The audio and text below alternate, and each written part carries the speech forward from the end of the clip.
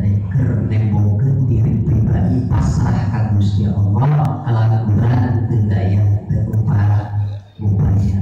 la haula wala quwata illa billahil aliyyil lekah dilekahkeun kepati-kepatkeun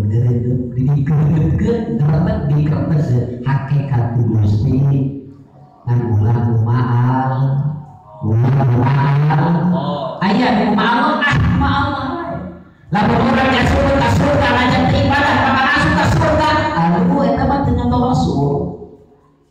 dina hatena ditekadkeun kayakinan yakin lamun abdi diasupkeun ka surga ahli surga pasti bakal asup ka surga sanajan teu ibadah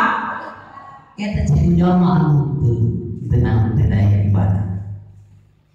Rasulullah geus dijamin ibadah teu ibadah ari ieu teu jadi nabi teu jadi rasul nepi ka nyarita kitu wah lalamoran kitu teh ngente pan digelarkeun ka lamunnya teh kudu naon kudu ibadah ari ieu lamun urang yakin ahli surga pasti bakal asup ka surga sanajan teu ibadah di mana jalan